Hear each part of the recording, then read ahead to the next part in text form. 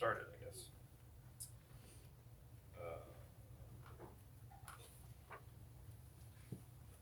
This is from this chapter, Faces in a Crowd. Sonder, the awareness that everyone has a story.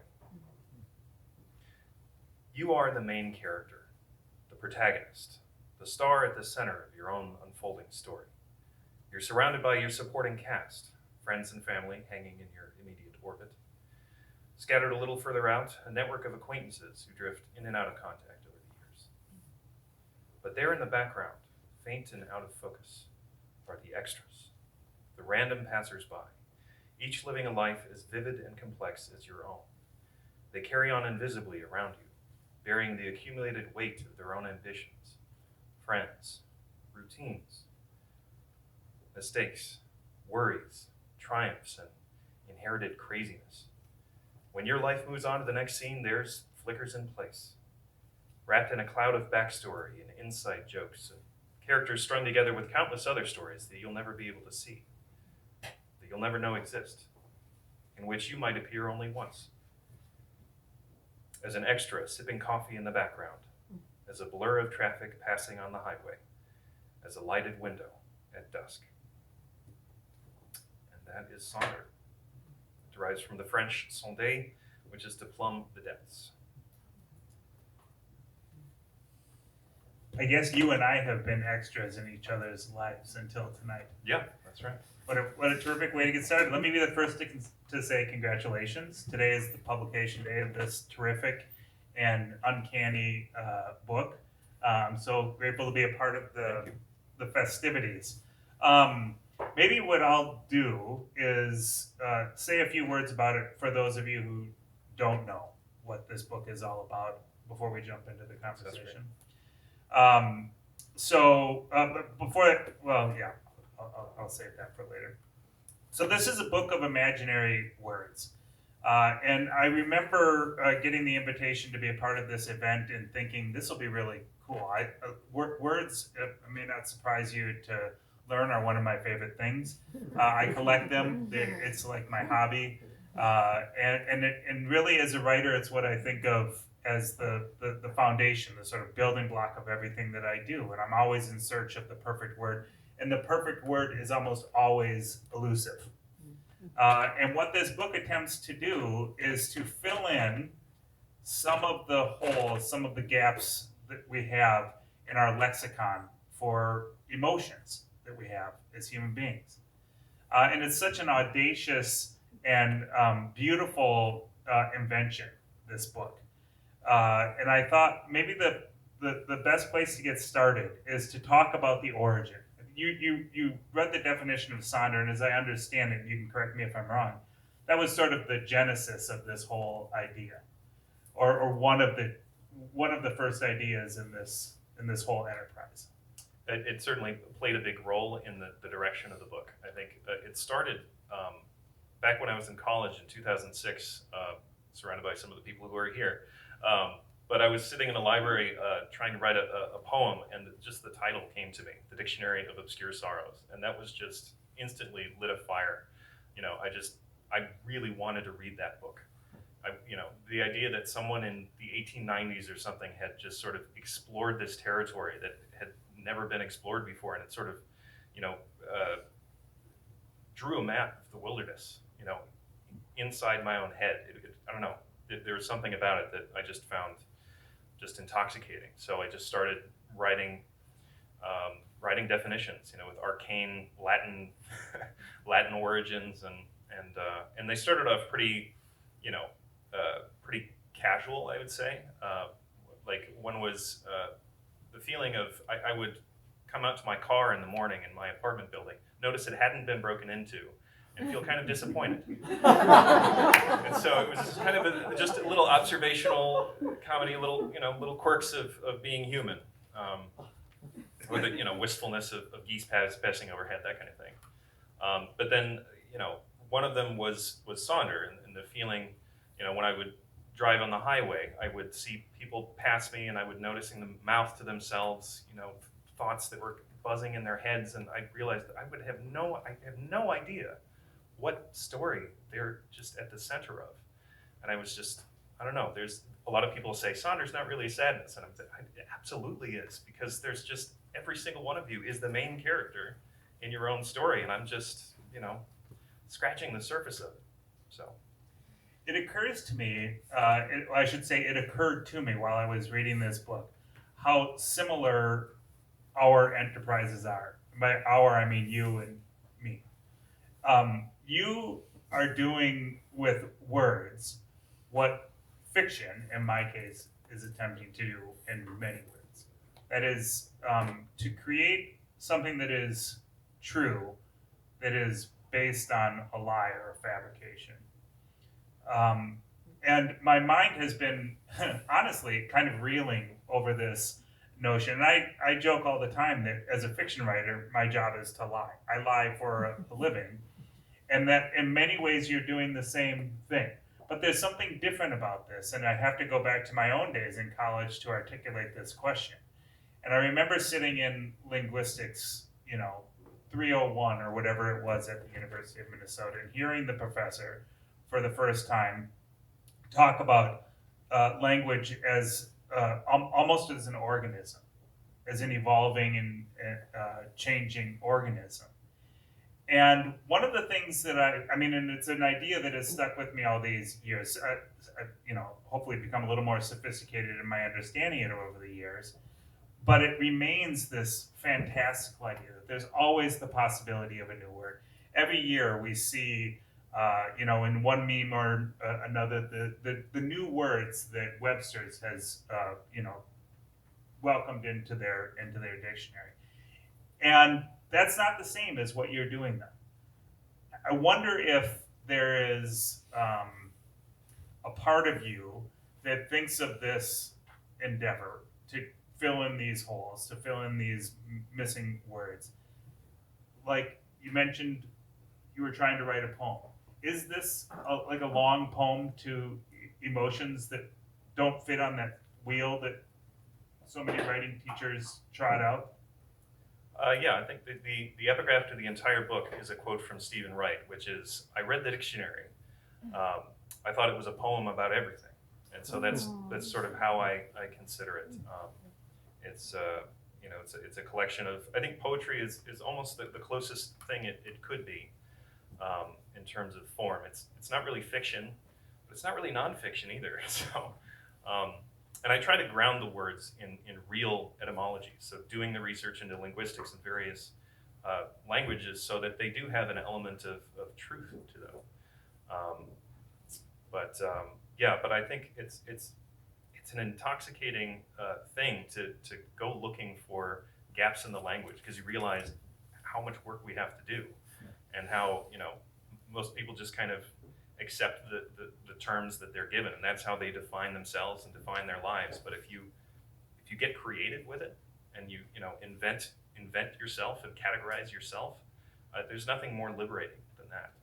It's interesting that one I guess so the main reactions that I had to reading through this book, and I read it like at odd times, in the way that I might read a collection of poetry. I didn't sit down and read it cover to cover, that is to say. Of course. But that there was a response that I had. It was almost a bodily response, in the way that a beautifully turned phrase in a poem will make you stop and reflect and imagine yourself as the reader of the poem, or as the reader of the words, in a way that you haven't before, or that I haven't before. And I hope that's high praise, and maybe, is that the object? Is that part of the project? That is a high compliment, so thank you. That could be a good side effect, I'm just trying to figure out my own life and my own self, and this was written very much in isolation, which is fitting to the times, but just sort of, this is me sketching a little map of the inside of my own head, to give myself some comfort and find a sense of order in the chaos that is within. So I have no idea how people are going to react to it. If they think it's a bunch of nonsense, I will applaud them for that. Well, I mean, I'm sure plenty of people will. All the hardcore realists who don't want to engage with their own imaginations. But I found it to be just kind of quietly thrilling, and I just loved it. I'm gonna hopefully embarrass you here with this question. And I understand your wife is here. I didn't get to meet her beforehand. She's over there. I was trying to imagine, a Saturday morning at the Koenig household, and you have you've awakened, and you've gone downstairs to make the coffee, and I'm sure there's a word for the particular loneliness of making coffee on a Saturday morning, and you have then stood at the window and watched the robins in the bush, and there's a word for that. And then that word for when your wife or your daughter comes downstairs and says good morning. I mean, I imagine I'm trying to be funny, but I imagine that there's a part of you that is constantly on the lookout for what the word might be. And if it is in just those sort of mundane details that you're finding, where are you finding these leads? Let's call them leads. You start with a feeling or a sensation or an impression of something, and then what happens? I think it is a lifestyle, and one that I'm really not going to be able to stop. I think because it forces you to pay attention to everything around you and to try to remember how you've reacted in the past to different things. I've been working on this book for 12 years, and I have my phone is probably half Apple Notes of different bits of nonsense that I've tried to explore, and then only to realize 10 years later that this actually fits into this emotion. So there's a lot of taxonomy that goes on, and a lot of redundancy as well. But but I as to my wife, she will attest to the fact that I'm always bouncing ideas off of her and trying to unpack different things, and it's a great pleasure to do that with people you love. Do you ever say, you just don't understand what I'm feeling right now is, and leave it at that's the mic drop sort of moment? It seems like that would be one of the benefits of this endeavor, right? I have emotions that no word exists yet. I will try that one. Maybe we should have your wife come up and she can answer. I hope I haven't embarrassed you. That was meant just strictly for his pleasure. So you mentioned that this has been a project underway for 12 years, and I have two parts to this next question. One of them is, you even alluded to this. I hope you'll say more about it. The sort of prospect that this is a lifetime endeavor for you, right? Like you're not going to be able to just one day wake up and while you're making that cup of coffee and watching that robin say, you know what, I'm done doing this. I think you called it a lifestyle. So there's that sense of it, of a never-ending journey, right? And I wonder if you'll say a few things about that. And at the same time, one of the things that I thought about so much as I read through this was how much the world has changed in the time that you've been working on this book. And I'm thinking especially of how much more urgent, say, the climate crisis has become. I'm thinking about the radical turn that our country, that America has taken politically, and the divisiveness of that. Of course, the masks on the faces of the audience members will remind us of COVID and how that has changed. And I wonder if you can just talk too about not only about where it's going, but how it got here, and how these what feel like monumental, I'm sure there's a word for this, what feel like monumental changes in our society have affected your feelings about this and the way that you think about it, if they have. Definitely. As to the future of the lifestyle, it is getting harder and harder to find ground that I haven't already covered in some way, such that if you read a longer chapter about memory and nostalgia, for example, it would start to feel a little familiar. And so it's harder and harder to fill those gaps already in the book. But life is long, and people change quite a bit. I started this when I was, let's see, I'm 38 now. I was 26. And so a lot of the editorial process was a conversation between a 26-year-old and a 38-year-old. And so that guy was just so damn sunny. Like, he would write about the saddest things, but I took such just rich pleasure in the deliciousness of sadness, with leaping metaphors, and it was too much, honestly. So I was pretty brutal in cutting him down, but it was still a conversation, and you can kind of tell that in a certain way that there's multiple authors in this book. As to the I've changed a lot, and the world has changed a lot, as you pointed out. Certainly, a lot of the darker definitions and flirting with despair and sort of societal alienation. I think that's the 4th chapter. A lot of that was fleshed out in the last 2-3 years.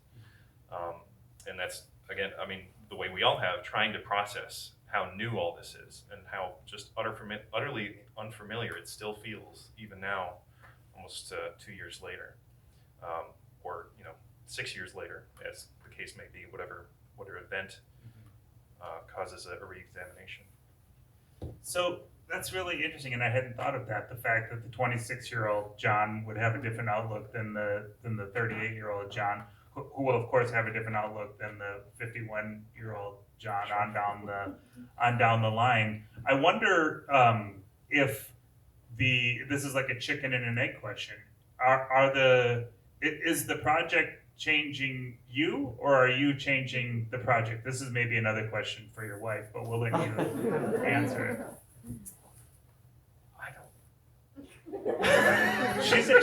She's not going to give you the answer. Okay.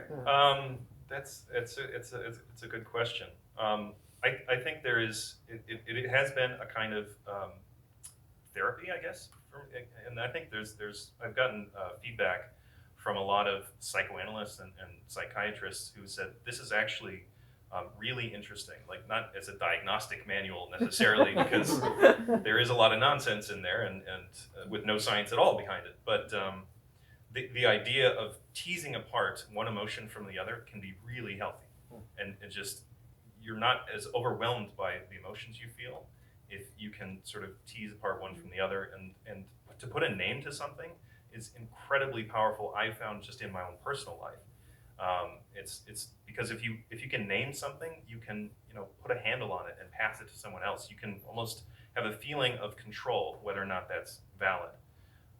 And so I think it's definitely proved very influential in just my own private insanities. I must say that I thought every other word at least that I wished, and I actually am, as I mentioned, words are my business, and I collect them, like I said, and I have all these old and obscure dictionaries and dictionaries of words that used to exist and don't anymore, and all of this sort of lexical playing around that I do, and yet I felt, on every page, a kind of emotion that was something like regret for these words not actually being in the lexicon of common usage, and why can't they be? And that question of going back to an evolving language, like, it preoccupied me for days. It still is kind of preoccupying me even as I sit here. And I thought maybe we'd go through a couple of the words. Absolutely. I must admit that I watched I don't remember what it was. Maybe it was just an NPR. Listened to an NPR interview, and someone asked you, "Do you remember all of the words?" And this is a terrible fear I have, because I sometimes use words that I didn't know before I used them, and forget after I use them. And there's always some asshole in the audience who says, I really didn't. I didn't know this. I never knew the word skeg. Did you? and I'm left like a deer in the headlights, going, "What can you can you tell me the sentence that I wrote it in so that I can remember?" So we don't have to do this as a test, but if you want to, Okay. we can. Part of the problem for me is that I've renamed them many times over the years, and so I will refer to something in my own community in my head that obviously means nothing to anyone else. So we'll see. We will see. And I will admit that I didn't choose the words that had the full essays, generally speaking. So, so one of them, and I jotted several down and highlighted them for the purposes of this conversation. But I also attached to it to any given word what it was that like what part of my life attracted me to that. Yeah. So for this first one, the word is obédoir, and to me, this is a word. It actually, there's two parts to my explanation for this. Obad is my favorite word. And it's a word that I used to write in poems to girls in college all the time. I can imagine we were the same guy sitting, you're a little taller than me, but the same guy sitting in the library trying to write these poems.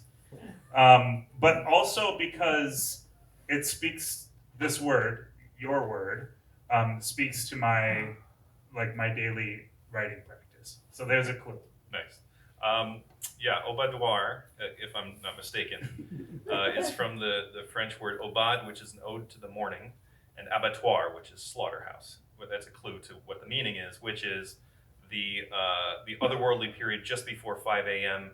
when the bleary melodrama of an extremely late night overlaps awkwardly with the industrious fluorescence of a very early morning.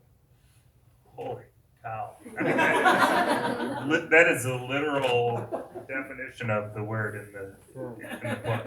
I mean, I think to the word, I just expected you to have some vague sense. That gives you a taste of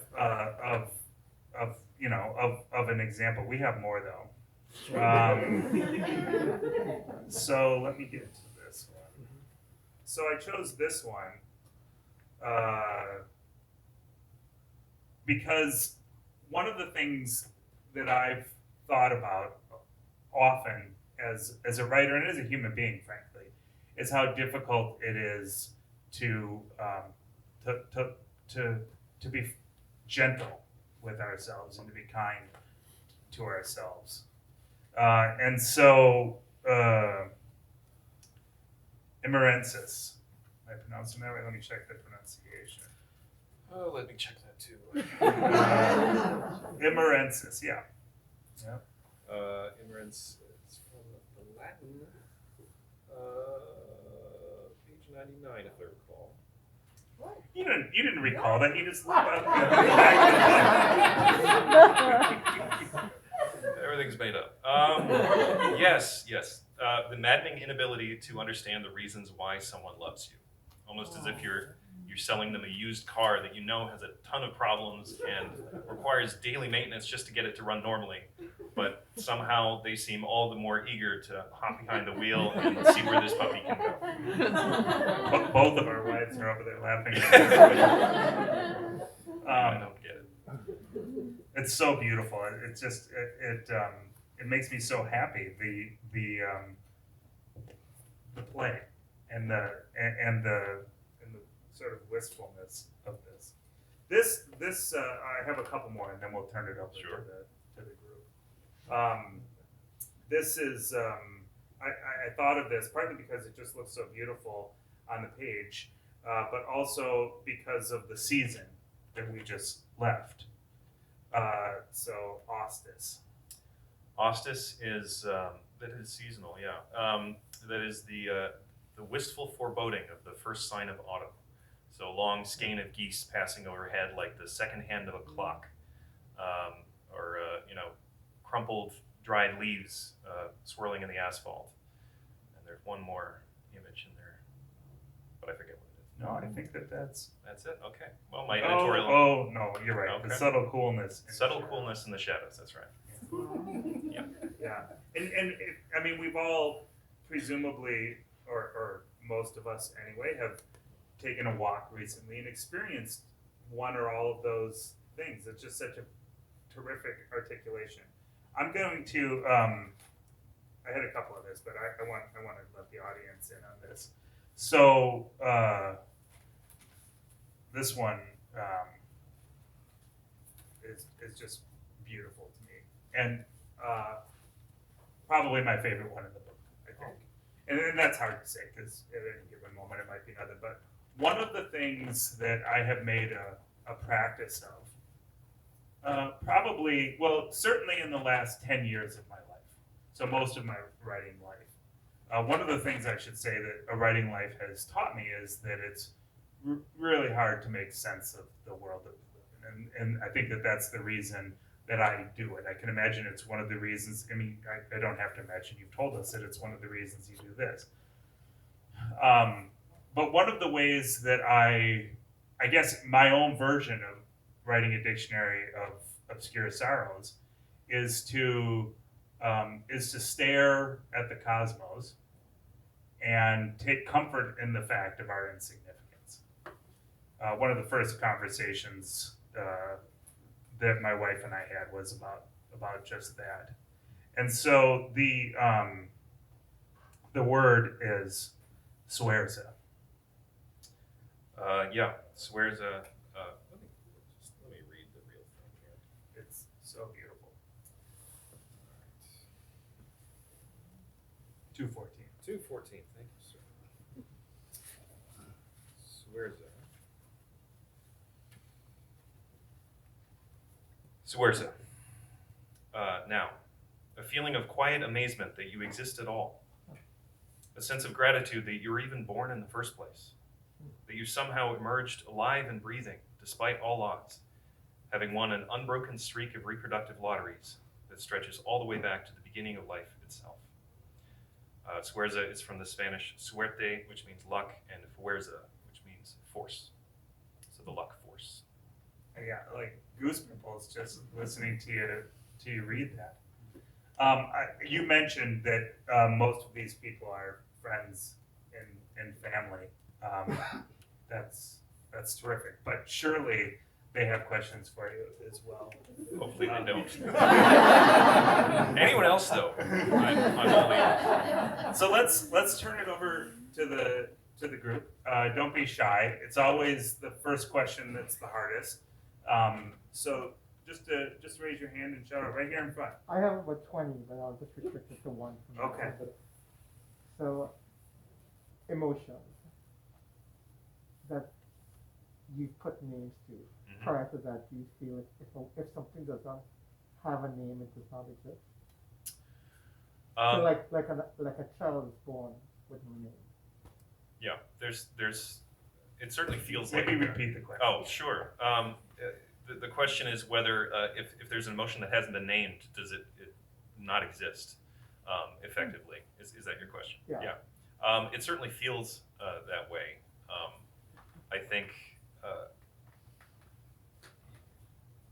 lot of the problem, I think, with language as it is that we have to go the long way around. We have to just laboriously kind of feel our way forward to try to, get out the emotions that we have.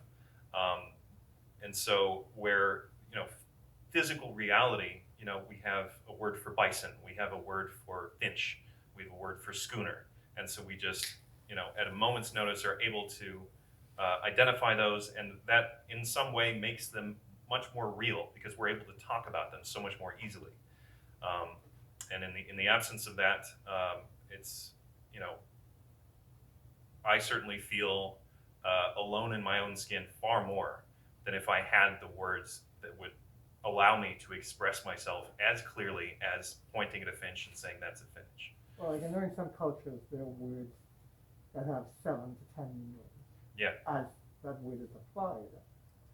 So I guess how I look at it is that is this English centric versus some of these emotions that you put words to in a different language or culture does have a name, but it's not sure. in English. Yeah, I mean, this book is driven by envy of all the different languages that I do not speak, and I'm not lucky enough to speak. I grew up in Geneva, Switzerland, surrounded. It was an international school, surrounded by just dozens of other languages all the time. And so I was constantly confronted with different perspectives, and language really is just units of perspective, just different ways of looking at the world that I just didn't have access to.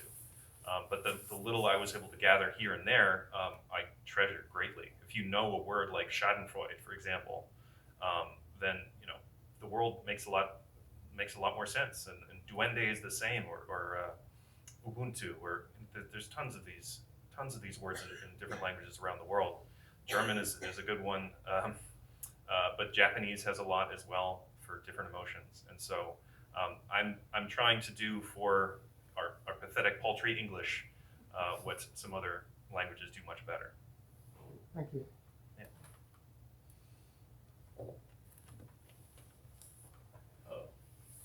Hello, sir. Nice meeting you.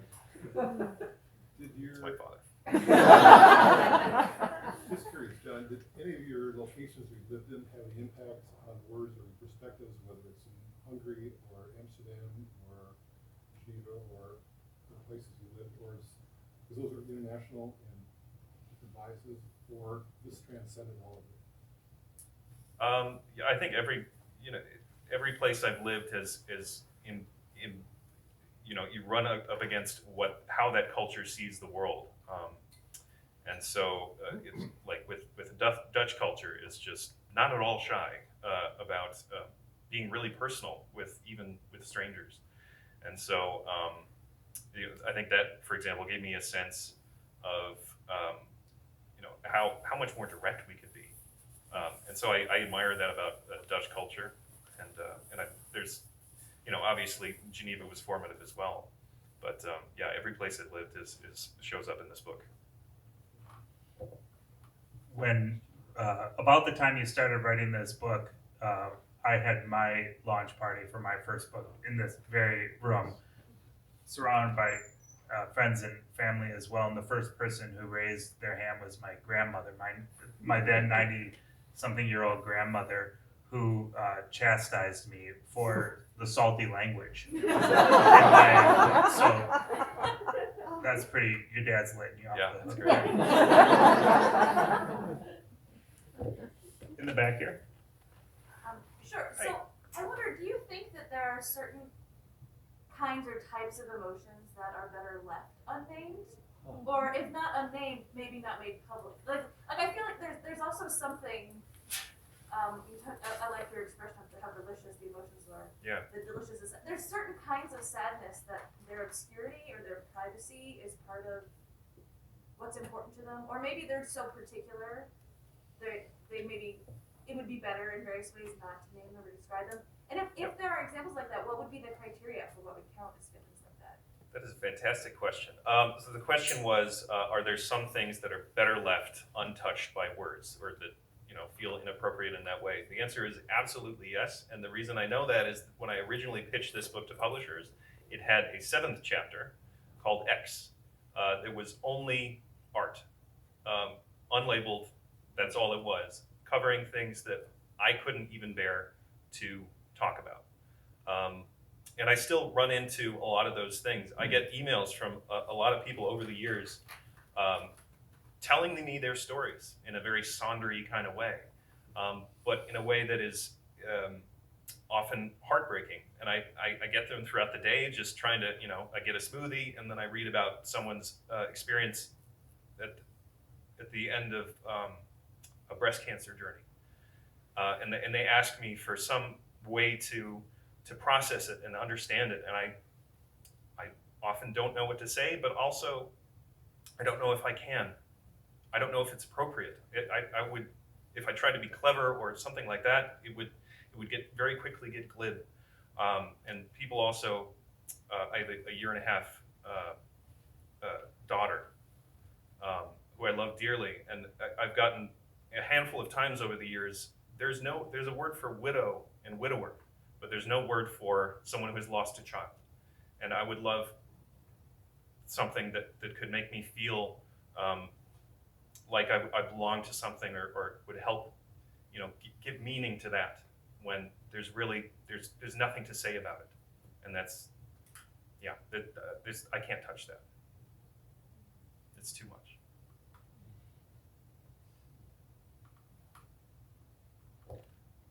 We have time. Are there other? Can we expect a foil for this? An obscure happiness? That's another great question. Part of my philosophy, I guess, over the course of working on a book about sadnesses, is that grief and joy are intertwined in the way that yin and yang are, and so that's why there are a ton of joys in this book. There's quite a lot of joy in it. My worry about writing about joy is that it would kind of bum people out. There's a quote from Schubert. There's no such thing as happy music, and I think no one takes a photo of the clear blue sky, for example. It's the weather that makes it interesting, and so if you have something as pure as joy, I don't even necessarily want to mess with that. I don't want to put something on the operating table that I could end up ruining for myself. And so that's something I think about. I'm not opposed to it, a dictionary of obscure joys, but I would worry that I've already written it. So the sequel is the even obscure dictionary of even worse sorrows. What do you think, sir? Really bum people out. Just so rich, existential dread. That's what I like. Why I ask is I remember reading a book by Diane Ackman, and I just pulled up her list. And Sure. She has a book called The 100 Names for Love. And in the same way, for that sorrow, it's a word may exist for a specific sorrow right now that is the word even appropriate, and that we need a better word for it that better defines it or expresses it. And I think some of your words do that. Yeah. That somebody, there's a word already said. Well, this word better defines it based on its roots or its origins. Yeah. So I guess, like I said, I'm sure I could throw questions at you all night. So I'm gonna be quiet for at least a little bit. No, it's a fascinating question. The idea of defining different aspects or flavors of love, for example, and I think that the word love should be trust busted. Basically, it's too big. It contains too much. It's too easy to use, and so it flirts with non-meaning. And this is a common observation about the word love. But I certainly I think it's very urgent that we unpack the cliche of love and really say what we mean about it. Well, I know in Dan Ackman's book, The Natural History of Love, there's a quote that I read this like 20-something years ago, and it's just stuck in my head. The word love should be kept on a shelf and only taken Right. down occasionally. Exactly. Whereas now it's used, to excess. Right. And we should cherish it and express it when it truly needs to be used, so we can appreciate it. I agree. I hope I didn't say at any point tonight I really loved this book. Even though I did. I had a craft question, actually. Did Sure. you have a set of, I don't know, rules or guiding principles that you used when constructing definitions? Definitions or coining words? When you're constructing a definition for a word, Oh, a did you definition, have sort of a set of guiding principles or rules that you say, okay, when I define one of these, what box do I have to live in when I'm writing it? Yeah, it's a good question. The rules of authoring definitions, with smaller ones, I try to keep it to one sentence. That's definitely a limiting factor in the way that haiku is, and so that's very much. I have used M dashes for that reason. They're all over this book. Looks like a highway with so many different stripes.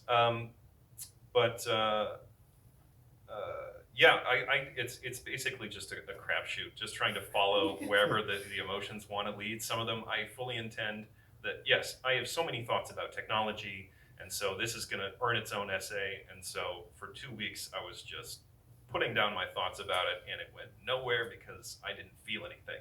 So often it's just my radar of, do I feel something? So it's just it's instinct, a lot of it. That feeling for a writer who overuses M dashes. There you go. We have time for another question, probably, if anyone has one. Hello. Have you had the experience of overhearing someone that you don't know use one of the words you invented? Oh, wow. Yes, I have with Sonder. That's bizarre, but there was a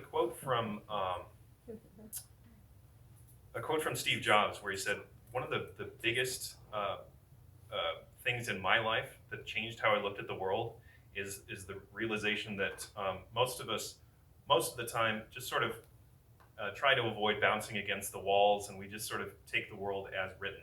But when I realized how easy it was to just add to the language, I realized that every other word that had been invented was invented by someone, no smarter than me, or, not too different from me. And so, all these words that we take so seriously and define our lives with, and we fight wars over them. We lose relationships over the words that we use. Really, it's all words are made up. And that, I think I'm just acutely aware of that, trying to invent words myself. Seems like a good place to end it. Congratulations. Thank you very much. Beautiful book. Thanks, everyone.